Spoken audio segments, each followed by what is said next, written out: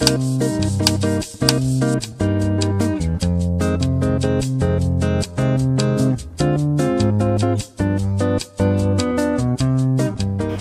não sei como agradecer a senhora por me receber hoje, que eu sei que a sua agenda é super lotada, mas eu fiz esse convite e quis vir conversar com a senhora porque, pela sua formação de infectologista, hoje a gente tem esse assunto aí dessas viroses, não é? Desse mosquito aí que está alarmando a população. Obrigada pelo convite. Na verdade, a gente tem realmente uma agenda cheia, mas a gente sempre encontra espaço, né, para trazer para a população alguma informação mais sólida acerca das patologias que estão acometendo. E hoje nós estamos aí com... É uma epidemia, né? Podemos dizer que é uma epidemia. É uma epidemia, sim. Mas eu gostaria de conversar com a senhora, assim, numa linguagem bem clara para as pessoas que estão nos assistindo entender direitinho. Como foi o princípio disso? Porque a gente sabe que esse mosquito não surgiu ontem, não é? Ele existe aí há bastante tempo. Ele já existe há muito tempo. Então, o mosquito Aedes ele foi introduzido no Brasil há muito tempo atrás. E ele era responsável pela febre amarela. Sim. Ah, o mesmo? É o mesmo mosquito. Poxa. Então, o mosquito Aedes ele também transmite a febre amarela. E há muito tempo atrás ele era responsável só pela transmissão da febre amarela. E Oswaldo Cruz combateu, né, o Aedes aegypti naquela época no Rio de Janeiro, e era até chamado Doutor Mosquito, ou Doutor Mata Mosquito por causa disso. E ele, nessa luta, conseguiu exterminar o mosquito no Rio de Janeiro. Sim. E também, então, acabou naquela época com a transmissão da febre amarela. Depois disso, não mais ninguém se preocupou com a Aedes, porque a febre amarela tinha vacina e era a única doença que matava as pessoas. E aí então começou os surtos da dengue. Sim, primeiro a dengue, não é? Primeiro a dengue. Que já tinha como responsável transmissor o Aedes aegypti. Então, depois da dengue, que também trouxe muito transtorno, porque era epidêmico, mas sem causar muitos danos inicialmente, porque era só um sorotipo, até que finalmente começaram a ser introduzidos novos sorotipos e com isso começou a ter as dengues graves. Sim. E aí apareceram os casos então de morte. Então nós temos na dengue 4 sorotipos, temos dengue 1, dengue 2, dengue 3 e dengue 4. E com grandes chances, né, de causar casos graves e inclusive com óbito, que todo mundo sabe disso. E já no país inteiro. E mais recentemente nós então tivemos um surto de uma virose que inicialmente ninguém sabia do que se tratava. Começou em Recife e com um quadro de febre, dor articular. Mais ou menos os mesmos sintomas, muito parecidos, muito parecidos com a dengue, só que com um jeito, né, muito mais maltrato ao corpo. Sei. E aí se verificou que aquilo não era a mesma virose, até porque as sorologias para a dengue estavam vindo negativas. Imagina. Então, já se tratava da Zika, do Zika vírus. Zika vírus. Em Recife. Logo depois que apareceram os primeiros casos, apareceu o caso em Recife e depois na Bahia, começou então a se perceber casos em outros estados do Nordeste. Junto com a Zika também apareceu chikungunya. A chikungunya, que também é o mesmo mosquito. Então, assim, o mosquito Aedes é responsável pela transmissão da dengue, chikungunya e Zika vírus. E febre amarela. Febre amarela. Né? Que hoje é raro, não é? Que hoje é raro por causa da vacinação. Da vacinação. E como essas 3 patologias não se tem ainda vacinação, elas estão aí, né? Elas estão ainda eles estão ainda estudando essa vacina. É possível que saia essa vacina? A dengue já tem, né, um protótipo que já vai ser testado para dengue. Então já se tem, né, a vacina no laboratório já pronta praticamente para ser testada em humanos. Sim. Então, e para os 4 sorotipos. Então, isso já traz uma esperança, alívio, né? Já traz uma esperança. Porque é também um sofrimento. Tomara que não demore. A quantidade de pessoas que foi acometida foi muito grande. Muito grande. E uma patologia de tamanho vulto, em números, né? Há de se pensar que traz alguma consequência quando se pensa em complicações. E a gente é uma doença que tem pouca complicação, mas quando se junta um grande número, essas complicações então vão juntando e fica um grande problema. Uma patologia dessa que a gente pode prevenir, se eu tiver 100 casos e uma morte, é muita coisa. É muita coisa, não é? Muita coisa. Mas, doutora, me fale uma coisa, porque esse mosquito, essa doença, ela não apareceu aqui no Brasil, não é? Ela é originária assim da Nigéria, de algum país? Ela é originária da África. Da África, ela veio através de um macaco, é isso? A maioria desses vírus, eles são vírus de primatas. Sim, primatas. Que entraram em contato com o humano, sofreram algumas modificações genéticas e se adaptaram ao humano. E aí nessa adaptação, trazendo também doenças ao humano. Certo. Então assim, nós temos a febre amarela silvestre, que é de primatas e que acomete o homem, a Zika vírus, e nós sabemos que eles são de origem de primatas e que começaram também. Na África. Na África, há muitos anos atrás. Muitos anos atrás. Como é que a pessoa é contaminada? Como é que ele sobrevive, vamos dizer assim? Então, o mosquito responsável pela transmissão é o mosquito adulto. Sim. A fêmea, que ela precisa de sangue para o seu repasto, faz o repasto em sangue para poder ela continuar procriando. Sim. Então ela pica uma pessoa doente que está naquela fase que a gente chama de viremia, ou seja, tem os vírus em multiplicação circulando no sangue. Então no momento em que ela pica, ela suga sangue com vírus. E dentro do mosquito fêmea, vai ficar um período de incubação, esse vírus lá dentro se preparando, mais ou menos uns 3 a 4 dias. Sim. E aí então ele está pronto para picar outra pessoa, que a gente chama de pessoa suscetível, aquela que não tem o vírus. Sim. No momento em que ela vai picar novamente para sugar sangue, ela então joga os vírus, né, que estão nela para dentro dessa pessoa. Aí ela contamina essa outra pessoa. Sim. E aí um mosquito pode picar várias pessoas para completar o seu repasto. Porque a gente espanta, bate, então o mosquito sai picando várias pessoas e aí quantas pessoas ele picar, ele pode então contaminar com o vírus que ele picou de uma pessoa que ele repastou anteriormente. Entendi. Mas eu sei que essa fêmea, ela deposita os ovos em algum local, que são esses locais que a gente está acostumado a saber, não é? Assim, a opinião pública está bem esclarecida sobre isso, né? Mas e aí, quando deposita esses ovos, eles se transformam em lavras, não é? Isso. E aí é dali que eles vão surgindo. Isso. Vão surgindo. Isso. Mas esses que vão surgindo, esses mosquitos, sendo fêmea ou macho, né? Eles nasceram, cresceram e estão aí, picando as pessoas. Só a fêmea Só a fêmea que vai picar, porque o macho não precisa picar, porque ele não precisa procriar, então ele vai se alimentar de néctar, de flores. Ele não pica, não pica e não tem esses. Porque ele não precisa de sangue. Ele não precisa, não é? Entendi. Ele já se alimenta de outras coisas. É a fêmea que precisa de sangue. Certo. Então é a fêmea. É ela que vai picar porque ela que precisa de sangue. Aí depois que a pessoa é contaminada, fica quanto tempo com o período de incubação dentro da pessoa, depois que ela é picada, varia aí de 3 até 7 dias. Sim. Para aparecer os sintomas. Para começarem a aparecer os sintomas. Sim. Lembrar que a dengue tem 4 sorotipos, então a gente é imunizado apenas pelo sorotipo que é contaminado, então as pessoas podem ter 4 vezes dengue.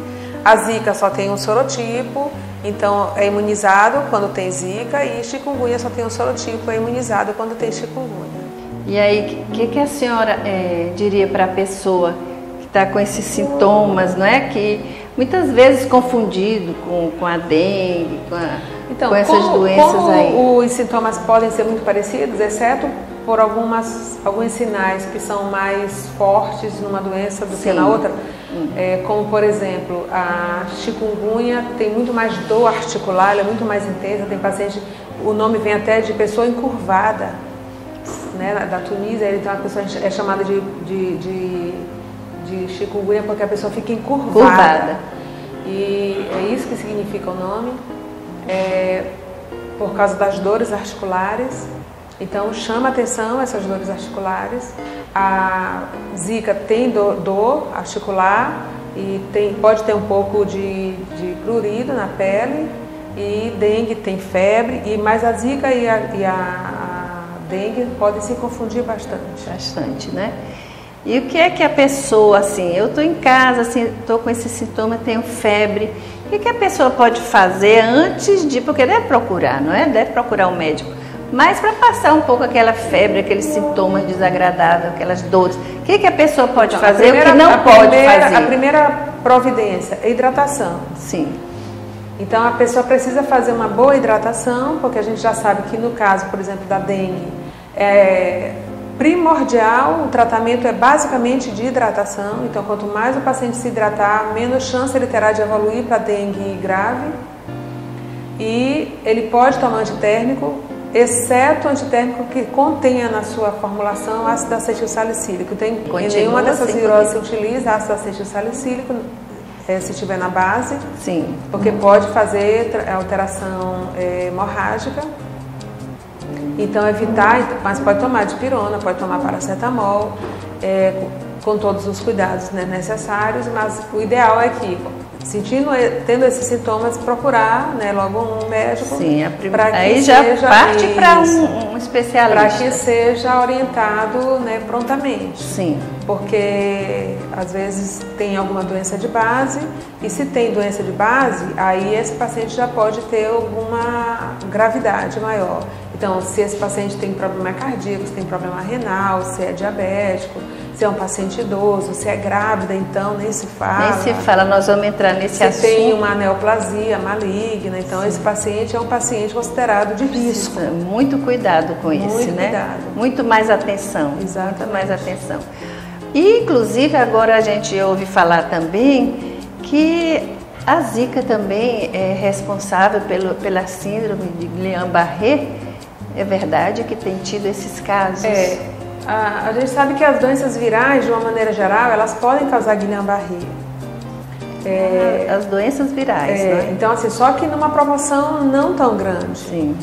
Então, quando começou a aparecer um número de casos acima do normal, durante o surto do vírus Zika, aí isso chamou a atenção, porque isso está acima, né, do que se esperaria de uma doença viral, mesmo numa doença viral. Certo. E aí, então, chama a atenção, mostrando que, de repente, isso tudo está em investigação, esse vírus tem um neurotropismo maior do que os outros. Então, ele tem um tropismo maior para o sistema nervoso.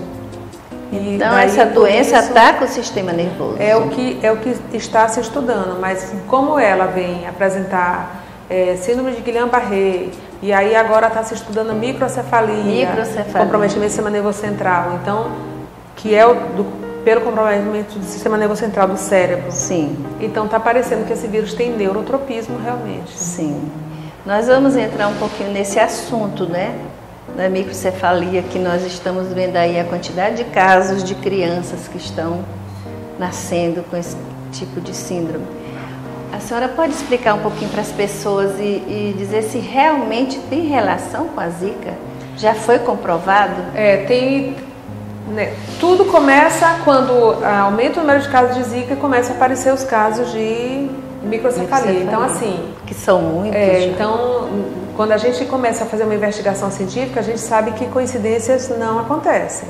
Então, não era só coincidência, existia uma relação entre o aparecimento de uma virose que estava em surto e o aparecimento de microcefalia no número maior do que o normal. Sim. Por outras patologias que também poderiam causar. Então, a primeira relação foi epidemiológica, né? E aí, então, precisaria se provar do ponto de vista da ciência, cientificamente. Eu tenho a presença desse vírus no cérebro dessas crianças, realmente causando isso. E aí nós já temos trabalhos relatando criança que morreu, e uma mãe que fez abortamento provocado porque ela soube que estava que a criança que ela tinha microcefalia. E aí então foi feito necrópsia e havia a presença de vírus no tecido cerebral. Então tudo leva realmente a crer que a microcefalia, da maioria dos casos, está relacionado à microcefalia, está relacionada à Zika. Doutora, pela sua experiência, o que a senhora recomendaria para essas grávidas hoje? Essas que já estão grávidas, qual seria assim?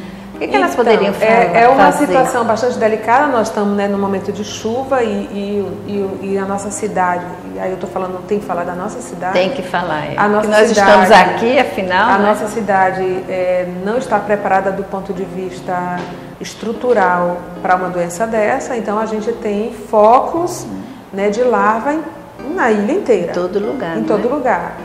Não só por conta, algumas vezes, do descontrole, né, do poder público, mas também pelo descontrole nosso próprio. E aí então as grávidas podem utilizar os meios para se afastar do mosquito, para os mosquitos não chegarem até elas. Então, utilização de barreiras físicas, como telas nos seus quartos, uso de repelentes também podem ser utilizados para tentar afastar os mosquitos, né, da sua convivência. Certo. Mas e roupas de manga longa também, mais bem de vestida, preferência, né, de cor clara. A cor escura atrai. A cor escura atrai o mosquito. Certo.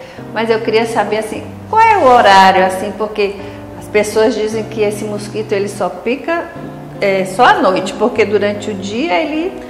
na verdade ele é crepuscular, ele gosta de início da manhã e final de tarde. Mas se ele tiver boa luminosidade, ele também vem picar à noite. Então assim, se você estiver num ambiente muito claro, ele volta à noite para picar. Mas os horários em que ele costuma vir a picar é no início da manhã e no final da tarde. Então ele é crepuscular. E nos ambientes muito claros ele pode também. Então, pode sim picar à noite. Então as grávidas já estão sabendo aí para evitar e aí se proteger, usar roupinha comprida para proteger, para não deixar coisa para os mosquitos estarem picando. Botar meinha, eles gostam de tornozelo. Das pernas, né? As criancinhas, os bebezinhos também, botar os bebezinhos com roupinha tudo completinha, para não deixar nenhuma areazinha de pele para eles estarem picando. Então, assim, entre as 3 viroses, há que tem assim, os sintomas que não são tão... o corpo não padece muito, vamos dizer assim, é a Zika, né? As outras menos, que dá menos assim sintoma, a febre, né? É mais baixa, o rasgo cutâneo dá um pouquinho de prurido, né? Coça um pouco, e a chikungunya maltrata muito pelas dores, e a dengue, né? Todo mundo já conhece, que dá febre alta, mas a Zika também pode dar febre, né? Então, mas no corpo é a que maltrata menos. E a pessoa que eu estou com Zika, mas eu não vou no hospital, porque eu já sei que eu não vou procurar médico, eu já sei que é Zika. O tratamento não existe, assim, uma profilaxia? Não tem um tratamento específico. O tratamento sempre é um tratamento para os sintomas. Mas a gente orienta que todo mundo procure, porque são doenças agora de notificação. Pois é, mas tem gente que não vai, não tem jeito. E a gente precisa alertar as pessoas. E a gente precisa saber como é que está essa doença. E se não for Zika? E se for dengue? Outra coisa. E se for chikungunya? Então, assim, às vezes dá sintomas muito prolongados e aí podem dar complicações outras. Então, é necessário que tenha acompanhamento médico, que tenha as orientações. No momento da consulta, ele vai dar as orientações sobre hidratação, sobre alimentação. Então, é importante que a pessoa procure. Tem que ter um acompanhamento, tem que ter. Sempre tem. Até porque pode não ser nada disso, pode ser outra coisa. Outra coisa. Doutora, então, para finalizar, eu gostaria que a senhora deixasse aqui alguma mensagem para as pessoas que estão aí nos vendo? O que a senhora recomendaria, o que pode ser feito para as pessoas ajudarem da melhor forma possível? Então, nós estamos de novo passando, né, por uma situação bem complicada do ponto de vista da saúde, de saúde pública. O Brasil já passou por outras situações também muito difíceis e a gente sempre conta com a população porque não há outra maneira de combate a essa doença se a população não se mobilizar. Então é necessário que haja um combate aos criadores do Aedes. E isso não pode ser feito por um poder, isso tem que ser feito por todas as pessoas. Cada um vai ter que realmente cuidar do ambiente em que vive, porque o ambiente está mostrando, né, tá mostrando para a gente o tanto que ele pode ser benéfico ou o tanto que ele pode não trazer tanta felicidade. Isso. Então a gente realmente precisa cuidar do nosso ambiente. A gente está maltratando muito o nosso planeta. É verdade, demais, demais, doutora. Então a gente tem que dizer para as pessoas que quando os órgãos responsáveis da saúde pública bater na sua casa, abra a sua casa, abra o seu coração também, para você ajudar, não é? Aquelas pessoas, seus vizinhos, porque tem gente que tem uma barreira, não deixa nem entrar em casa, não é? E às vezes você tem ali um criador, você nem imagina, não é? Então essas pessoas... tem os acumuladores, não é? Vai nos quintais, tanta tralha. É verdade, isso. Tem gente que gosta de guardar muita coisa. Então, gente, vamos fazer uma limpeza muito boa, vamos cuidar. Vamos cuidar de nós e do nosso vizinho, né? Nosso vizinho. É isso aí, doutora. Eu quero muito lhe agradecer, muito obrigada. Obrigada por me receber, por esclarecer para as pessoas aí de uma maneira assim mais simples, não é? Como a gente pode agir e ajudar. Obrigada também pela oportunidade de dar esclarecimento e eu estou sempre às ordens. Muito obrigada.